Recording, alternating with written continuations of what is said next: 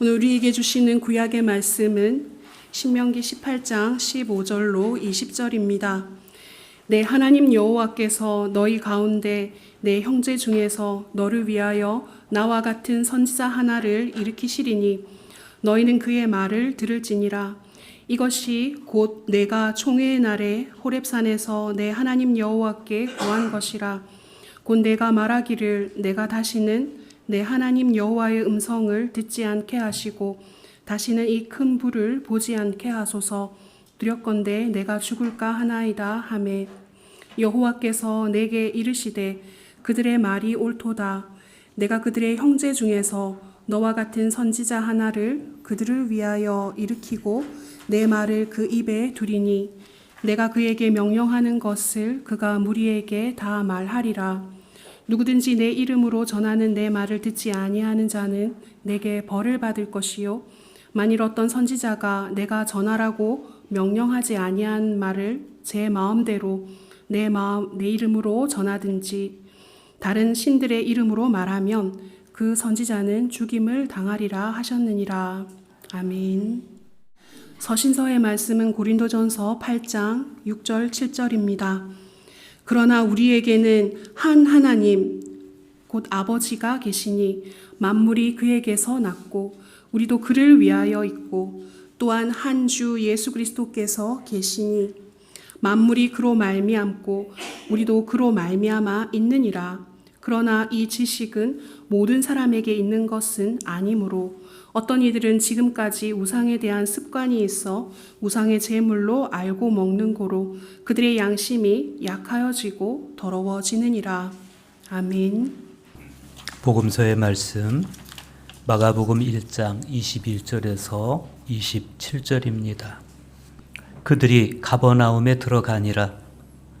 예수께서 곧 안식일에 회당에 들어가 가르치심에 무사람이 그의 교훈에 놀라니 이는 그가 가르치는 것이 권위 있는 자와 같고 서기관들과 같이 아니하밀러라.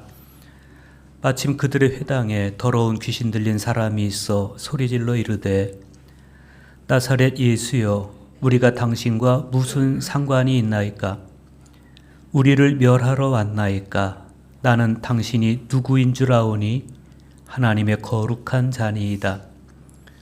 예수께서 꾸짖어 이르시되 잠잠하고 그 사람에게서 나오라 하시니 더러운 귀신이 그 사람에게 경련을 일으키고 큰 소리를 지르며 나오는지라. 다 놀라 서로 물어 이르되 이는 어찌미냐? 권위 있는 새 교훈이로다. 더러운 귀신들에게 명한즉 순종하는도다 하더라. 아멘. 주님의 말씀입니다. 오늘 주현절 네 번째 주일입니다. 이 주일에 주님 앞에 나와 예배하는 여러분들에게 하나님께서 주시는 은총과 평강이 함께 하시기를 축복합니다. 우리 그리스도인들이 즐겨 사용하는 단어 중에 하나가 로고스라는 단어입니다. 로고스. 우리가 이 단어에 애정을 느끼는 이유는 이 로고스를 하나님의 말씀 이렇게 이해하고 있기 때문입니다. 그런데 인문학적 측면에서 이 로고스라는 단어는 이성이라는 의미로 더 많이 이해가 되고 있고 감정 혹은 연민을 의미하는 파토스라는 단어와 좀 상대적인 그런 개념으로 받아들여집니다.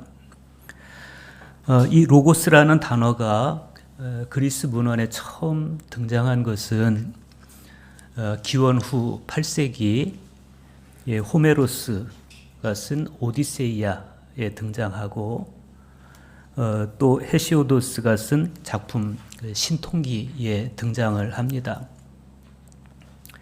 그런데 이들 작품에서는 이 단어가 이성이라는 의미로 쓰이지 않고 아주 부정적인 의미로 쓰입니다. 이를테면 로고스 하면 유혹하는 언어 혹은 미숙한 젊은이들의 언어 또 은폐된 언어 이런 의미로 사용이 됩니다. 그러다가 신화의 시대에서 철학의 시대로 넘어가던 6세기를 전후해서 당시 그리스 철학자였던 헤라클레이토스에 의해서 이 로고스라는 단어가 새로운 차원을 맞이합니다.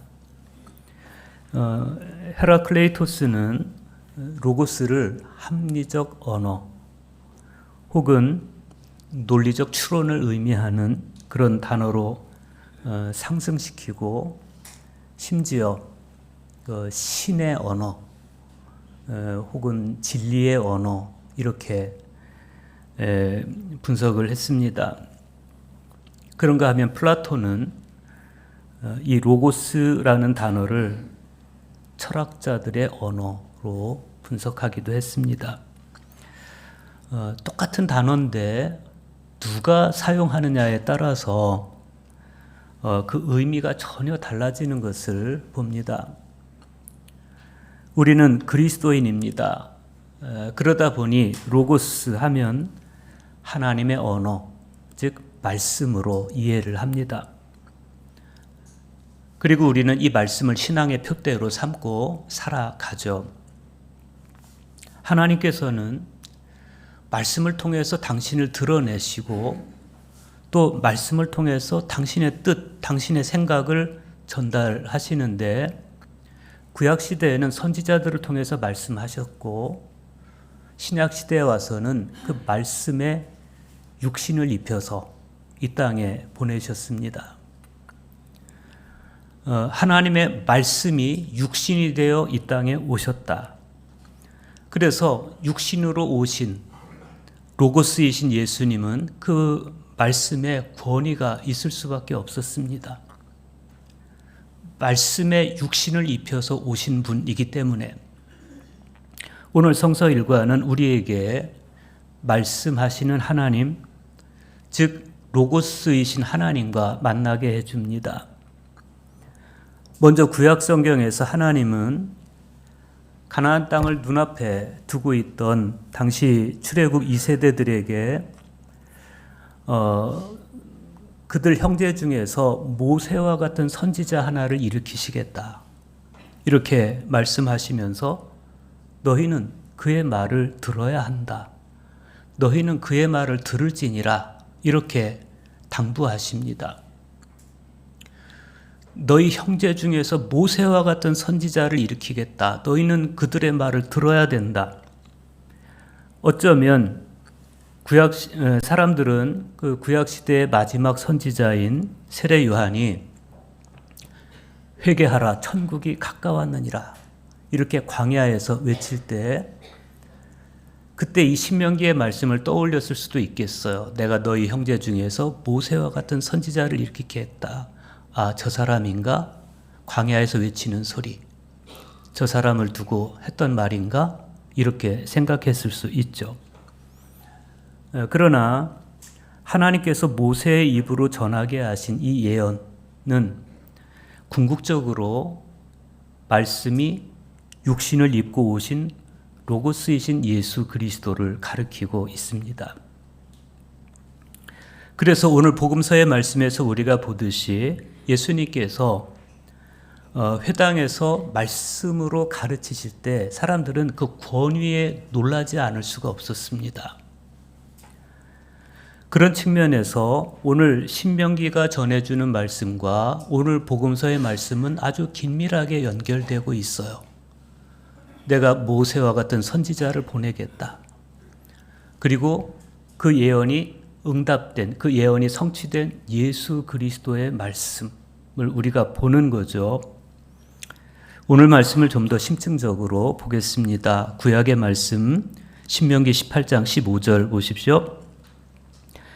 네 하나님 여호와께서 너희 가운데 네 형제 중에서 너를 위하여 나와 같은 선지자 하나를 일으키시리니 너희는 그의 말을 들을지니라. 이제 곧 가나안 땅에 들어가게 될 출애굽 2세대들, 이 사람들은 호렙산에서 하나님께서 말씀하셨던 그 말씀을 모르고 있는 사람들이에요. 출애굽 1세대, 그들의 부모 세대가 호렙산에서 모세를 통해 들려온 하나님의 말씀을 들었지 이 출애굽 2세대들은 모르는 거예요. 모세를 통해서 주신. 그런데 하나님께서는 이들이 이제 가나안에 들어가서 살게 될 때 그들에게 뭔가 좀 가르쳐야 될 필요성을 느꼈습니다. 먼저 그들 조상들의 역사, 이스라엘의 역사를 알아야 되겠다. 또 하나는 하나님께서 모세를 통해서 주셨던 말씀, 토라와 예언의 말씀을 알아야 되겠다. 그렇게 생각을 하셨어요. 그래서 모세를 통해서 말씀을 대언하게 하시고 그것을 글로 기록해 놓은 것이 바로 신명기입니다. 신명기에는 모두 4종류의 지도자가 등장합니다. 제사장이 등장하고 왕이 등장하고 재판장이 등장하고 선지자가 등장합니다. 오늘 우리가 읽은 말씀은 이 4 지도자 중에서 선지자 제도에 관한 약속을 담고 있습니다. 모세가 죽은 이후에도 지속적으로 이스라엘 백성 중에서 그들 형제 중에서 모세와 같은 선지자를 일으키시겠다. 이런 말씀이에요. 그러면 모세와 같은 선지자가 일어나서 그가 감당해야 될 사명은 뭘까? 18절과 19절 보십시오. 내 말을 그 입에 두리니 내가 그에게 명령하는 것을 그가 무리에게 다 말하리라. 누구든지 내 이름으로 전하는 내 말을 듣지 아니하는 자는 내게 벌을 받을 것이요. 그랬습니다. 하나님의 말씀, 하나님 당신의 말씀을 누구 입에 두시겠다? 선지자의 입에 두시겠다는 거예요. 내가 세운 그 모세와 같은 선지자에게 내가 하는 말을 그는 백성들에게 다 전해야 될 것이다. 내 이름으로 전하는 내 말을 듣지 않는 자는 벌을 받을 것이다 라고 말씀을 하세요. 이스라엘을 이끄는 최종적인 권위는 하나님께서 선지자의 입에 담아주시고 하나님의 이름으로 전하게 하시는 토라에 있었습니다. 토라, 즉 하나님의 말씀이 선지자의 입으로 선포되고 백성들은 그 말씀을 듣고 그 말씀에 순종할 때 그때 비로소 하나님의 뜻이 실현된 사회를 이룰 수가 있었습니다. 하나님의 말씀을 듣고 그 말씀을 순종하는 그것이 정말 중요한 이유는 말씀이 우리를 지켜주기 때문입니다. 죄에 빠지지 않도록 사망에 빠지지 않도록 지켜줘요. 뿐만 아니라 이 말씀은 우리를 하나님의 온전함에 참여할 수 있는 내적 능력을 길러줍니다. 내가 거룩하니 너희도 거룩할지어다. 그 거룩함은 하나님께로부터 나오는 것인데 우리가 무슨 수로 하나님의 거룩함에 참여할 수 있겠어요? 그건 그분의 말씀을 듣고 하나님의 말씀을 하나님의 음성으로 듣고 그 말씀에 순종할 때 우리가 내적으로 힘이 커지는 거예요. 순종할 수 있는. 그런데 앞에서 말씀드린 것처럼 모세와 같은 선지자를 일으키시겠다. 이 예언은 1차적으로는 선지자 제도에 관한 약속이지만 궁극적으로는 메시아에 대한 약속이었습니다. 메시아를 일으키겠다. 마치 모세가 이스라엘의 선지자였고 제사장이었고 왕이었던 것처럼 온 인류의 유일한 대제사장이시고 영원한 왕이시고 참 선지자이신 메시아 예수 그리스도께서 이스라엘 혈통 중에서 나시겠다. 그런 말씀이죠.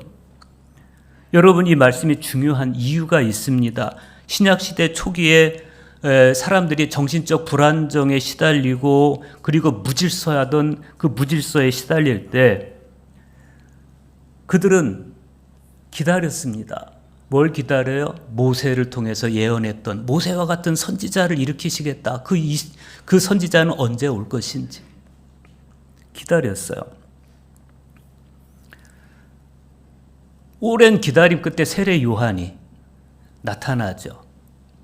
그랬을 때 사람들은 세례 요한이 그 선지자인가 이렇게 생각했습니다. 회개하라 천국이 가까이 왔느니라. 모세가 세례 요한이 그렇게 외칠 때 모세가 예언했던 신명기의 말씀에서 모세가 예언했던 모세와 같은 선지자가 저 사람인가 보다. 그래서 어떤 사람들은 광야로 요한을 찾아가서 당신이 그 선지자입니까? 이렇게 물어보기도 하죠. 그러나 모세의 예언은 궁극적으로 예수 그리스도를 향하고 있었습니다. 그걸 어떻게 알 수 있느냐? 성경 말씀을 통해서 알 수가 있어요. 요한복음 1장 45절에 보면 빌립이 나다나엘에게 예수님을 소개합니다. 그때 빌립이 뭐라고 이야기하는가 하면 모세가 율법에 기록하였고 여러 선지자가 기록한 그 일을 우리가 만났으니 곧 나사렛 예수시다. 이렇게 소개를 하죠. 또 예수님께서 오병이어의 기적을 행하셨을 때 그때 그 광경을 봤던 그 표적을 봤던 많은 사람들이 이는 참으로 세상에 오실 그 선지자다. 이렇게 고백하기도 합니다. 스데반은 순교 직전에 예수님을 약속된 메시아라고 고백을 하죠. 그러면 모세가 예언했던 바로 그 선지자이신 예수님께서 공생애 중에 하신 일이 뭔지를 우리가 볼 필요가 있어요. 마가복음 1장 21절과 22절 보십시오. 그들이 가버나움에 들어가니라. 예수께서 곧 안식일에 회당에 들어가 가르치심에 뭇사람이 그의 교훈에 놀라니 이는 그가 가르치는 것이 권위 있는 자와 같고 서기관들과 같지 아니함일러라. 그랬어요. 마가는 자신의 복음서 안에서 예수께서 가르치셨다. 이 사실을 아주 중요하게 강조합니다. 마가복음 안에는 가르치다라는 동사 디다스코가 17번 나오고 또 가르치는 선생을 표현하는 디다스칼로스라는 단어가 11번 나옵니다. 그러니까 마가가 보았을 때 예수님은 어떤 분이시냐? 가르치는 사람, 가르치는 분 이런 뜻이에요. 그렇게 봤다는 거예요. 그러면 예수님께서 가르치신 건 뭐예요? 모세를 통해서 전승된 토라의 말씀입니다. 그리고 예언서의 말씀들. 예수님 당시에 시나고그라고 하는 이 회당은 토라를 교육하는 곳이었습니다. 그리고 이 회당 예배에서는 토라와 함께 예언서가 낭독이 됐고 또 설교를 통해서 해석해 주기도 했어요. 그런데 예수님께서 회당에 들어오셔서 그렇게 토라를 전해주시고 예언서를 또 읽어주시고 그리고 그걸 풀어서 말씀을 전해주시는데 사람들이 봤을 때 야, 저분은 어디 공식적인 교육기관에서 공부를 하신 분도 아니고 또 어떤 직제 말씀을 전하는 직제를 받은 사람이 아닌데 저분이 전하는 말씀이 서기관보다 낫네? 라고 생각을 한 거예요. 서기관들은 당시 율법학자입니다. 서기관보다 권위가 있네? 라고 생각을 해요. 전혀 직제를 받지 않은 예수님의 가르침이 서기관들보다 훨씬 권위가 있었다. 율법학자들보다 권위로 가득 차 있다. 그래서 사람들은 놀라는데 이 권위라는 단어를 마틴 루터는 독일어로 볼마스트라고 표기를 했습니다. 압도하는 힘이 있었다. 예수님 말씀에 압도하는 힘이 있었다. 그 말씀이 압도하는 힘으로 가득 차 있다. 이런 뜻이죠. 그러면 그 예수님의 말씀의 권위, 그 힘은 도대체 어디서부터 오는 것이냐? 마가복음 첫 장, 마가복음 1장 1절에 보면 하나님의 아들 예수 그리스도의 복음의 시작이라 이런 선언과 함께 마가복음이 열려요. 참 그런 면에서 저는 이 마가도 대단히 문학적 감수성이 있는 사람이다. 노인과 바다가 어떻게 시작됩니까? 한 노인이 있었다. 이렇게 시작이 되죠. 그 한마디가 독자들을 흡입하는데 마가는 하나님의 아들 예수 그리스도 복음의 시작이라 이렇게 마가복음을 열어요. 예수 그리스도는 하나님의 아들이시다. 이 초기 그리스도인들의 신앙 고백이 곧 복음의 시작이다. 이게 마가의 관점이에요. 그런데 마가복음은 시작에서뿐만 아니라 이 마가복음이 끝나는 마지막 순간에도 같은 고백을 합니다. 마가복음 15장 39절에 보면 예수님께서 십자가에서 막 숨을 거두셨을 때 그때 성전 휘장이 위로부터 아래로 찢어져요. 그 광경을 봤던 백부장의 고백이 뭐예요? 이 사람은 진실로 하나님의 아들이었도다. 그러니까 마가복음은 시작에도 끝에도 하나님의 아들 예수 그리스도는 하나님의 아들이시다. 이 고백을 담고 있는 겁니다. 그렇다면 이 마가복음의 의도는 분명하죠. 예수 그리스도는 하나님의 아들이시다. 이 고백이 복음의 시작이고 복음의 끝이다. 그런 의미입니다. 마가는 그걸 강조하고 있습니다.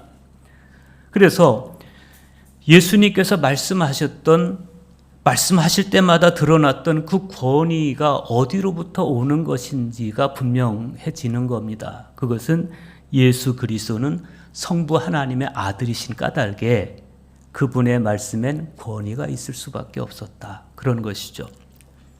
하나님의 말씀이 육신을 입고 이 땅에 오셨다. 성육신입니다. 말씀이 육신을 입고 이 땅에 오셨다. 그래서 육신으로 오신 예수 그리스도, 육신으로 오신 로고스이신 예수 그리스도는 그 말씀에 권위가 있을 수밖에 없었다. 그런 거죠. 오늘날 우리 모두는 그리스도인으로서 로고스이신 예수님의 말씀을 우리 언어의 표준으로 삼고 있는 사람들입니다. 다시 말하면 로고스이신 예수 그리스도의 말씀이 우리 언어의 기초가 된다는 것입니다. 그것은 그래서 우아하고 교양 있는 언어 생활을 해라 이런 게 아니에요. 우리 언어 생활에는 예수 그리스도의 피가 있어야 된다. 우리 언어 생활에는 예수 그리스도의 보혈이 넘쳐 흘러야 된다. 이런 것이죠. 그것은 어떤 단어를 선택하느냐 이런 단어의 차이라기보다는 우리 언어에는 어떤 지향이 있느냐 지향의 차원이고 어떤 표현을 하느냐 이 표현의 차원이라기보다는 영성의 차원이에요. 어떤 영적 성찰을 통해서 우리의 언어 생활이 이루어지느냐. 과연 우리의 언어 생활은 성경 말씀을 통과해서 우러나오는 것이냐. 성경 말씀에 가득한 예수 그리스도의 피를 통과해서 나오는 것이냐. 우리 언어 생활에 예수님의 피가 흐르고 있는 것이냐. 그걸 묻고 있는 거죠. 그런데 이 예수님의 권위는 비단 말씀에서만 나타나지 않았습니다. 당시 회당에 있던 더러운 귀신 들린 사람에게서 귀신을 쫓아내는데 그 과정에서도 예수님의 권위가 드러납니다. 23절 보십시오. 마침 그들의 회당에 더러운 귀신 들린 사람이 있어 소리질러 이르되 그랬어요. 마가는 여기서 더러운 귀신이라고 표현합니다. 그런데 원문에 보면 더러운 영, 푸뉴마라는 단어가 있어요. 그러니까 이 더러운 귀신의 정체는 더러운 영이라는 거예요. 이 더러운 영의 아비는 사탄인데 이 사탄은 본래 하나님께서 지으시고 하나님께서 아주 총애하셨던 존재였습니다. 그 존재가 이사야 14장 12절에 보면 하나님의 아들 계명성 이렇게 되어 있어요. 하나님께서 처음 지으셨을 때 이 존재는 아주 거룩하고 완전하고 지혜롭고 아름다웠습니다. 그런데 그런 자신의 지위와 위치가 자기 스스로 만들어낸 것이 아니라 하나님께로부터 온 것임을 이 사탄이 망각해요. 그래서 어느 순간부터 이 사탄이 하나님을 시기하기 시작하고 질투하기 시작합니다. 그리고 하나님을 넘어서서 하나님 위에 서려는 망상에 몰두하기 시작합니다. 이사야 14장 13절과 14절에 보면 사탄이 이런 독백을 합니다. 내가 하늘에 올라 하나님의 뭇별 위에 내 자리를 높이리라. 내가 북극 지표의 산 위에 앉으리라. 가장 높은 구름에 올라가 지극히 높은 자와 같아지리라. 내가 한번 하나님처럼 높아질 거야. 하나님 위에 내 자리를 만들어 보겠어. 뭐 이런 야심인 겁니다. 이런 사탄의 망상 어린 독백을 얼마나 우리 마음속에서 많이 합니까? 부패된 이 사탄의 본성은 본래 처음 창조될 때 가장 신성하고 가장 고결하고 가장 아름다웠던 만큼이나 타락한 후에는 가장 추하고 가장 더럽고 가장 악질적이 됩니다. 그가 하는 짓은 한결같이 하나님을 대항하는 일이고 자신에게 부여된 그 능력을 악용해서 하나님의 창조 질서를 파괴하고 사람들을 죽음으로 이끌어가는 그런 일들에 몰두합니다. 그런 사탄의 일에 쓰임받은 존재가 바로 오늘 복음서에서 마가가 언급하고 있는 더러운 영이에요. 더러운 영. 이 더러운 영은 사람의 내적 기능인 상상과 관념과 감성과 지성에 개입해서 강력한 영향력을 행사합니다. 그 결과로 사람들은 의심과 분노에 사로잡히고 성냄과 미움의 감정에 사로잡혀서 점차 파멸로 치닫고 맙니다. 그렇다면 오늘 복음서에 더러운 귀신 들린 사람은 어쩌면 그 한 개인, 한 존재라기보다는 그냥 당시 보편적인 사람들의 삶의 모습이었고 어쩌면 오늘 저와 여러분의 모습일 수도 있는 겁니다. 그렇다면 우리의 선택은 두 가지예요. 우리에게 하나님 말씀이 들려올 때 예수님 앞에서 지금 그런 나의 실상을 인정하고 예수님의 말씀을 나의 내면으로 받아들이든지 아니면 나의 그런 더러운 실상을 감추고 말씀을 받아들이지 않든지. 그런데 더러운 영에 사로잡힌 사람은 큰 소리로 주님께 이렇게 외칩니다. 나사렛 예수여, 우리가 당신과 무슨 상관이 있나이까? 우리를 멸하러 왔나이까? 나는 당신이 누구인 줄 아오니 하나님의 거룩한 자니이다. 이 더러운 영은 예수님의 들려오는 말씀, 그 권위 있는 말씀 앞에서 불편합니다. 심기가 불편한데 그 불편한 심기를 드러내요. 우리가 당신과 무슨 상관이 있나이까? 이 말을 공동번역 성경에 보면 어찌하여 우리를 간섭하시려고 합니까? 이런 거예요. 여러분, 우리에게 하나님 말씀이 들려올 때 그 말씀을 들은 사람들은 어떤 방식으로든지 반응하게 돼 있어요.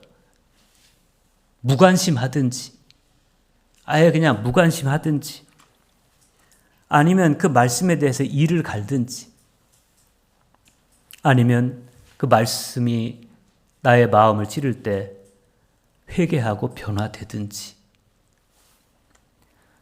만약 우리 영이 더러운 영의 지배를 받고 있다면 우리가 하나님 말씀을 들을 때 불편할 거예요. 아플 겁니다. 그러면 우리는 이 더러운 영처럼 반응하게 돼 있어요. 우리가 당신과 무슨 상관이 있나이까? 왜 나에게 간섭하십니까? 그러면 주님은 뭐라고 말씀하시겠어요? 잠잠하고 그 사람에게서 나오라. 그렇게 말씀하시겠죠. 주님께서 더러운 영에게 그 입을 다물게 하는 것은 그 입에서 나오는 말이 진실하지 않기 때문이에요. 한편으로는 나는 당신을 압니다. 당신은 거룩하신 분입니다. 그렇게 말하면서도 그러나 자신을 그 주님께 굴복시키진 않아요. 오히려 내가 당신과 무슨 상관이 있나이까? 왜 나를 멸하려고 왔습니까? 이렇게 불쾌해합니다. 불편해합니다. 그래서 우리가 더러운 영에 사로잡히면 예수님의 말씀이 들려올 때 저분이 내 왕국을 파괴하려고 하네? 이렇게 받아들일 수도 있어요. 그래서 당신은 하나님의 거룩한 자이십니다. 라는 이 표현이 한편으로는 그래서 나는 당신이 불편합니다. 라는 의미일 수도 있는 것이죠. 예수님 말씀 앞에서 이 더러운 귀신은 그 사람에게 경련을 일으키게 하고 괴성을 지르게 하면서 뛰쳐나가요. 그러자 사람들이 매우 놀라서 이렇게 말합니다. 이는 어찌미냐? 권위 있는 새 교훈이로다. 더러운 귀신에게 명한즉 순종하는도다. 그랬습니다. 새 교훈이로다. 이건 시간적으로 새로운 교훈이다. 이런 뜻이 아니라 질적으로 새로운 교훈이다. 이런 뜻입니다. 여러분, 우리가 진정으로 변화되기를 원한다면 질적으로 새로운 주님의 권위 있는 그 말씀이 매일매일 들려올 때 그 말씀 앞에서 우리 심장이 반응해야 됩니다. 우리는 신앙의 자세를 분명하게 해야 됩니다. 예수님의 말씀의 권위를 알기는 알지만 그 말씀이 불편한 내가 아니고 그 말씀이 들려올 때 그 말씀이 아프면 그 아픈 마음 그대로 정직하게 주님께 드러내고 회개하고 그리고 그 말씀 안에서 변화되는 그러한 우리가 되어야 되지 않겠습니까? 말씀의 권위에 대한 순종도 없고 실천도 없이 그저 내 욕망에 겨워서 하나님을 찾으려고 한다면 주님은 뭐라고 말씀하시겠어요? 너 그 사람에게서 나와라. 더러운 영아, 그 사람에게서 나오라. 이렇게 말씀하시겠죠.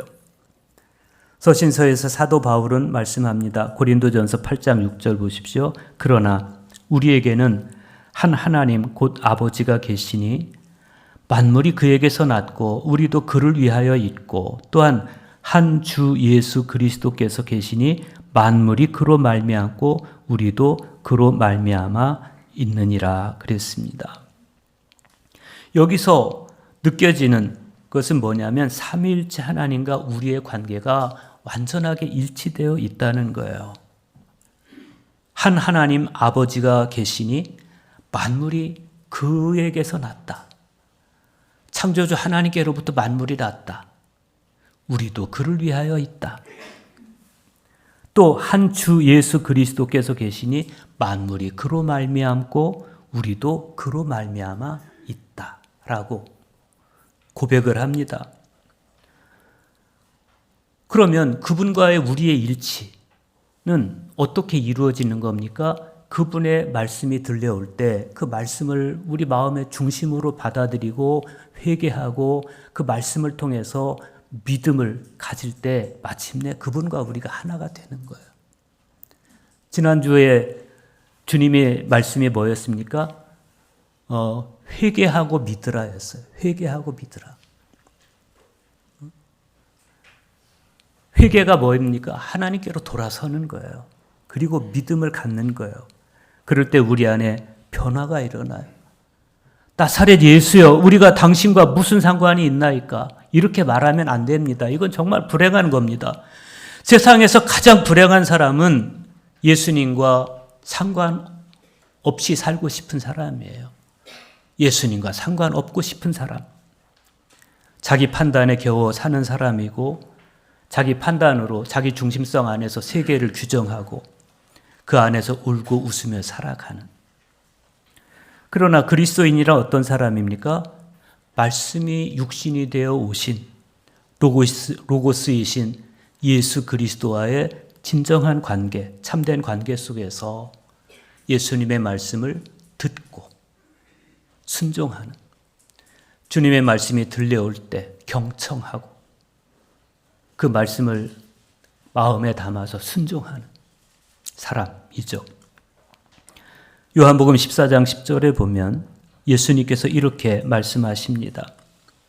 내가 아버지 안에 거하고 아버지는 내 안에 계신 것을 네가 믿지 아니하느냐. 내가 너희에게 이르는 말은 스스로 하는 것이 아니라 아버지께서 내 안에 계셔서 그의 일을 하시는 것이라. 예수님 안에 아버지가 계셔요. 그래서 예수님께서 하시는 말씀은 그냥 당신이 알아서 하시는 말씀이 아니라 아버지께서 내 안에 계셔서 그분의 일을 하시는 것이다. 성부 하나님과 성자 예수 그리스도가 완벽하게 일치를 이루고 계시는 거예요. 그런데 그 말씀이 나에게 들려와요. 그럴 때 당신이 나와 무슨 상관이 있나이까? 당신 왜 나에게 간섭하십니까? 이렇게 주님과 상관없는 사람이 되고 싶은 그런 마음은 안 되는 거죠. 불행하죠. 그 말씀이 성부 하나님께서 성자 예수님 안에 계셔서 당신의 일을 하시는 그 말씀이 우리에게 들려올 때 그 말씀을 기쁘게 받아들이고 아프면 그 말씀이 아프면 아프게 받아들이고 그 말씀을 깊이 내면화하고 이후로 우리의 모든 언어 생활이나 우리의 모든 생각이나 모든 행동이 말씀을 통과해서 나올 때 그런 사람을 그리스도인이라고 부르는 거 아니겠습니까? 예수님의 말씀과 행동이 모두 아버지이신 하나님과의 일치 속에서 나온 것이듯이 우리의 말과 우리의 행동 역시도 예수님의 말씀을 경청하고 내면화시키는 그런 영적 생활에서 나올 수 있기를 바랍니다. 너희는 그의 말을 들을지니라. 로고스이신 주님과 참된 교제를 일구고 로고스이신 주님의 말씀으로 매일 매순간 다듬어지는 그러한 저와 여러분 될 수 있기를 간절히 축복합니다.